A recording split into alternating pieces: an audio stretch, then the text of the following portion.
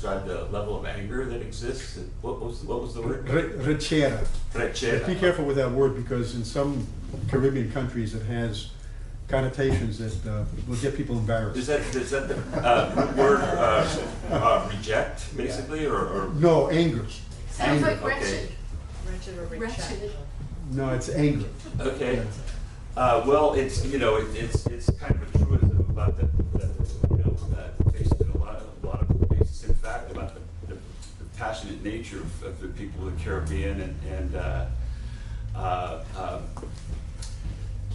certainly a lot of examples of the way the passion can be elevated to incredible levels of anger. We were witness here a few weeks ago to a talk by Camila Mejia about the kind of confused state of what remains of the Sandinista Revolution, and had a bunch of very passionate people outside protesting his defense of the revolution, and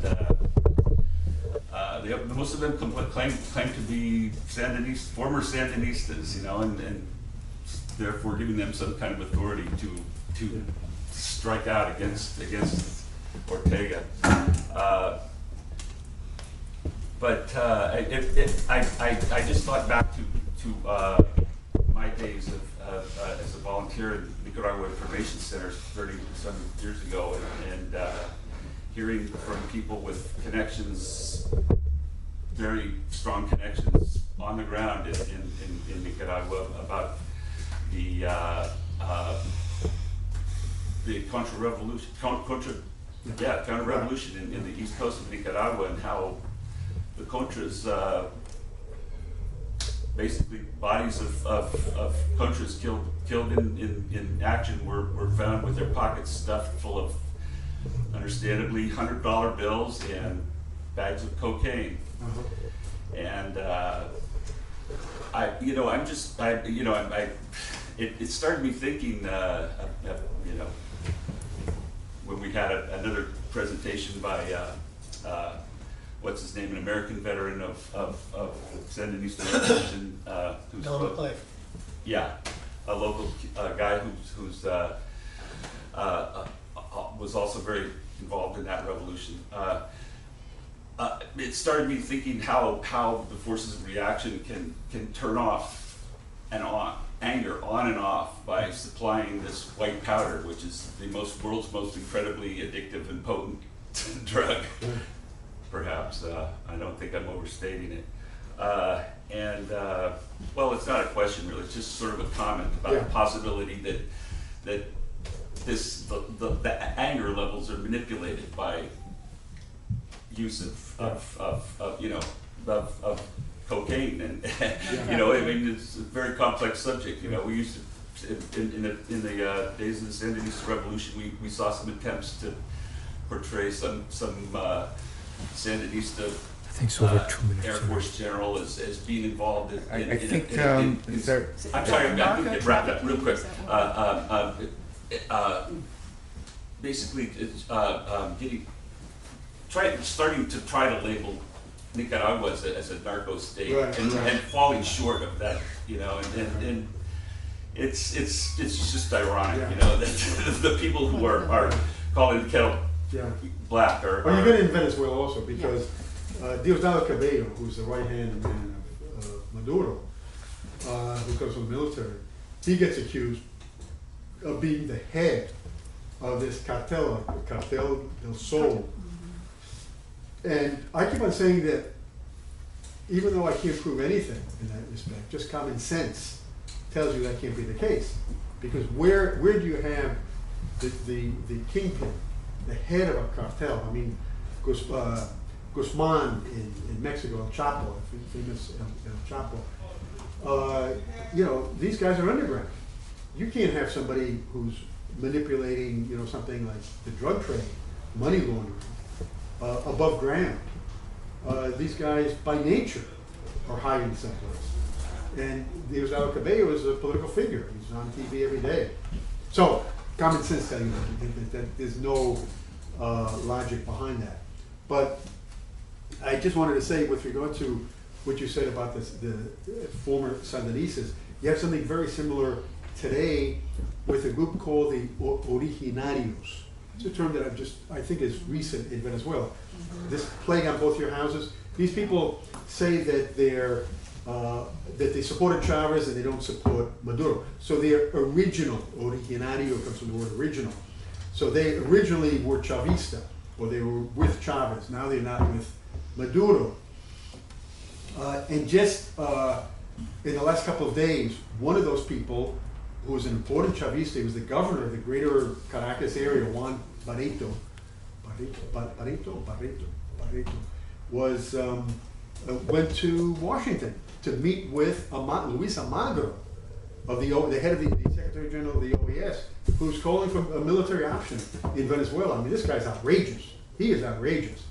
So Barreto goes to Washington in order to meet with Almagro, saying, I don't support Almagro, I don't support a military invasion, but I'm going to take the message to the OAS.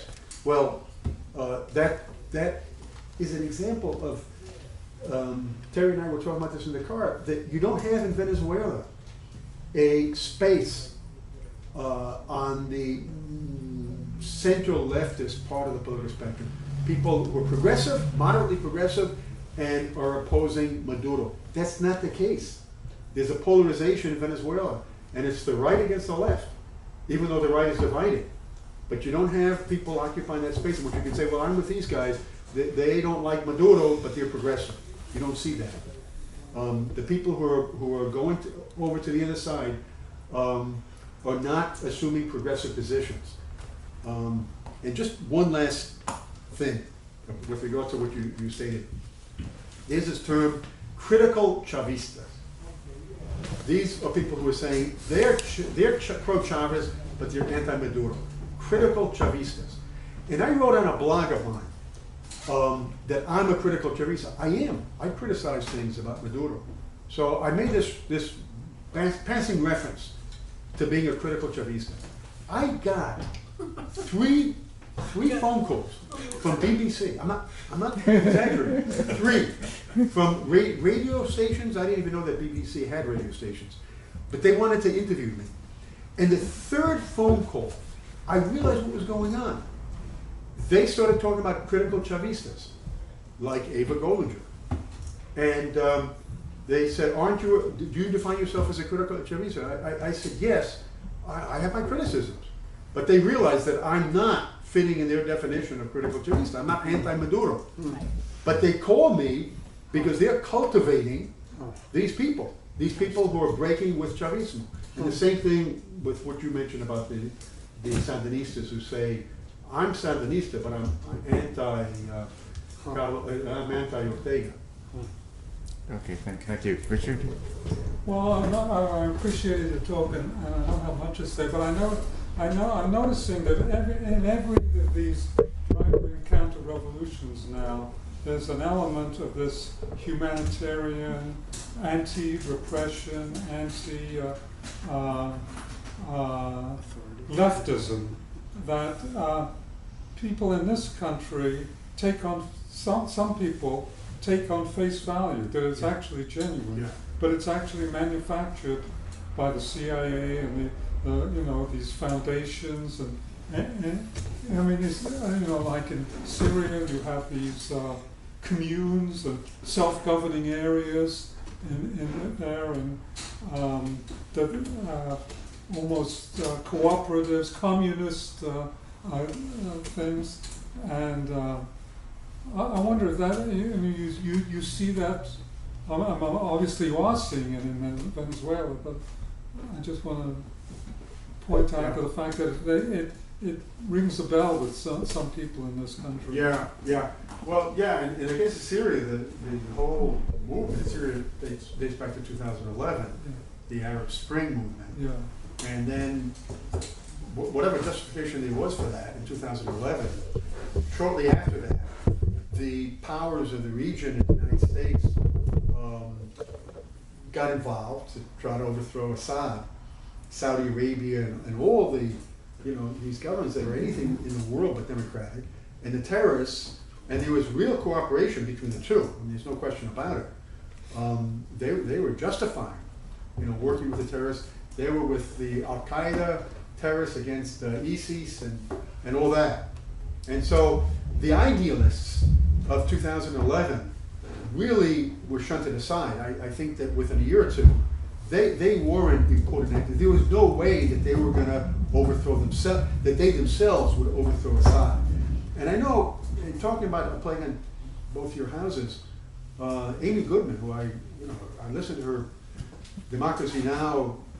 I work out in the gym 4 times a week, and I always have my headset on, and I listen to Democracy Now. That's my staple. So I like her program. But on Syria, she always interviews these people who were involved in the 2011 or support the 2011 movement. But the fact of the matter is, you've got to be realistic. These guys are not going to be the main actors if Assad is overthrown. With regard to Venezuela, yeah, the same thing. These people are progressive. They're progressive, and they call themselves leftists and everything. But if Maduro is overthrown, let's face it, they won't be important actors.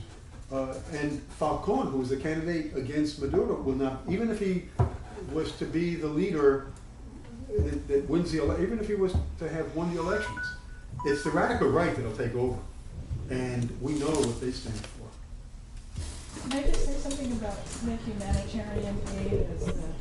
At the opening of the UN, week of September 25, I think, if you go on to unwebtv.org, the morning of Wednesday, September 26, Evo Morales spoke at the UN Security Council and gave a great, scathing 9-minute talk on U.S. humanitarian aid and the hypocrisy of it, and it's archived on the UN website, and it's really worth listening to. I mean, just, yeah. I mean, basically pretty much schooled U.S. citizens on how that term is used. Thank you, Terry. Alan, please. Can you say a few words about who is the opposition, what motivates people to join the opposition, and also some of the involvement of U.S. nonprofit and government organizations in the opposition? Yeah. Firstly, the opposition from the very beginning was middle class and upper middle class. And you saw that in the protests in 2014 and 2017. It was very, very clear that the protests in 2014 took place almost exclusively in those municipalities in which the mayor was an opposition person. Those are middle class and upper middle class municipalities. In Lecheria, in Anzoátegui, in the eastern part of Caracas, whereas in San Felix, in Puerto Ordaz, which is working class, that's Chavista, it was all along class lines and politically. So that the opposition, I'm sure that their strategy was to set an example so that their movement would spread to the barrios, and it didn't in 2014 at all. It was, and the Chavista said, and I believe that they're 100% correct, that these protests took place with the support of the mayors, that they didn't take place in the Chavista municipalities because they were getting support from the mayors, in all kinds of ways. The mayors didn't control the protesters. The police force just stood by, didn't do anything, et cetera, et cetera, et cetera. In 2017, it was the same way, it was the same scenario, although they did spread to municipalities in which the mayors are Chavistas, but not to the barrios. Where I live, I saw it, but I live in a middle-class area, but you didn't have the protests in the barrios. So even though there's a lot of discontent in the barrios also, and there's a tradition of protests, there's no question about it, it goes way back in time, and I can talk about that. But the Guarimba, these protests were middle class, upper middle class protests. So to answer part of your question, it's basically along class lines. So what is the motivation? I think that part of it is just resentment that the government states explicitly, and Chavez has done that from the beginning, we favor the marginalized sectors of the population because they need us the most. That's what Chavez said. I'm the president of all Venezuelans, middle class, business people, but especially the poor, because they need me more than anybody else. And that's something that the middle class, the upper middle class, is not used to hearing. So that explains it in part. With regard to funding from the United States, that's been well documented. The NEA, which is just the top of the iceberg as far as funding is concerned, because USAID provides much more. But the NEA, National Endowment for Democracy, I'm sorry. I'm thinking of the Teachers Association, which my mother was a member. The National Endowment for Democracy, they post their funding on the web, so you can access it. I don't know if you still can, but you can access it. And Venezuela went from, I think, the country that received the least amount of funding from the NED to the most in the course of the first couple of years of the Chavez government. So there's no question about it. There is a lot of funding, and I've seen this. I was invited once to a conference at Boston University, and even though it was on the left in Latin America, and I was the token person supporting the left. They were all anti-left people. They had to have somebody. So I spoke. But I noticed that everybody in the crowd, all the people, there were like 50, let's say 40 people in the audience. They were all Venezuelans. And they were all Venezuelan activists. There's just this one guy, Gustavo Tara, he was a well-known political figure. It was the only one. They were all, like activist types of the opposition. And they all got everything paid for. They, went to this meeting. They were interested. They weren't like opportunists who were just getting. They were activists. They were serious people. And from there, I don't know if you know Boston, but Fenway Park is close to Boston University, so they go to Fenway Park. Everything paid for. Well, where does this money come from? These are perks for activists of the opposition. But that's just an anecdote. The funding has been well documented, and the United States has been very generous in that regard. Okay. Yes. Marilyn, no, I think Marilyn I'm is sorry. next. Oh my, such a complicated mess. I thank you for your scholarly ambition. And anyway. Thank you. For a while, South America was sort of a shining light. They were getting all these progressive presidents. Now everything's falling apart, and it's probably because of the U.S., I'm sure. And and Maduro, he won the last election. Was it a very was it a very big turnout? Well, the opposition was calling for abstention. So, no, it was lower than normal. But by other Latin American standards, I don't think it was that low. It was less than 50%. But in Colombia, elections there's a lot of abstention there as well. So, I don't know how that stands vis-a-vis the rest. But, it wasn't like 20% or anything. It was close to 50% turnout. To put that into context, Maduro won with a larger percentage of eligible voters than either Trump won or Obama won in their elections. But it was low by Venezuelan standards. Okay. Lou. We're getting close to 12:30. Right, yeah, and I have a lot of thoughts and opinions about different countries without being especially knowledgeable. So I would love to hear anything you could say about Cuba today in 2 minutes.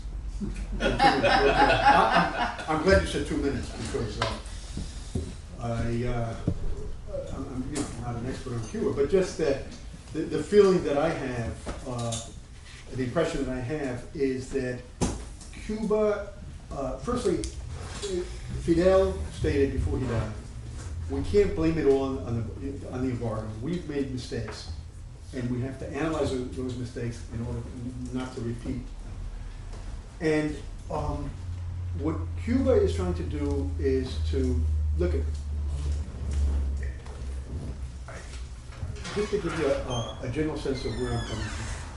I believe that socialism is quite different from communism. Socialism is not absolute equality. Socialism inherits from capitalism the idea if you work hard, you're going to get more than somebody else. That communism is different, but socialism is based on two each according to their work. And if you have this idea of absolute equality, it's not going to work because people aren't ready for it. And I think that part of the difficulty is that once you're in power, if you want to maintain the active support of the poor people, you can't say that. Equality has to be a slogan. If you start talking about a technocratic kind of socialism, in which you're going to plan things, and the more you work, the more you get, and some people are going to be better off than others, well, the poor people are going to vote for you, but they're not going to go into the streets.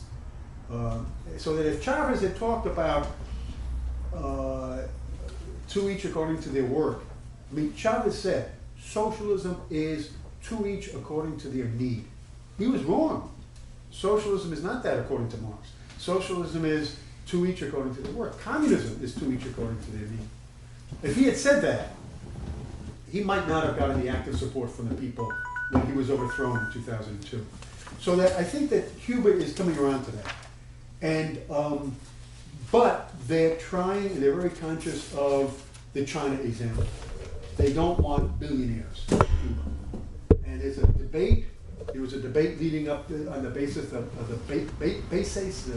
the basis, which was a program which was debated with regard to economic policy. There was a big debate in Cuba, and then the Congress of the Communist Party. So that I think they're looking toward navigating in that direction of small, medium-sized companies, the private incentive, but avoiding anything that would lead to the restoration of capitalism. Okay, thank you. So we have two traditions here, or many traditions in the library. One of them is that we end at 12:30, and we haven't gone through the whole room though. And so let me get a sense of how many people have comments or questions. So Nina, can we just entertain one last comment or question and then adjourn? Then is the body amenable to that? Then please go. Okay, well, very quickly. You mentioned the role of sort of secret narco Medellin cartel type people in this mix of all this controversy. Okay, so I just wanted to say that if anybody would like to see it, I wrote a very in-depth article for a Z magazine about the role of John Hall, who was a CIA operative out of Costa Rica, right next to Nicaragua, during the time of the Contragate scandal. So if anybody would like to, they can come up to me and I will send them the article. Okay, well, thank you very much. Thank you, Steve. Sure. And thank you, Terry, for the anti-sanctions campaign. And thank you, Gene, and all the people with the Sunday mornings at the Marxist Library for allowing us to have this important space. Community space. Thank you. Thank you.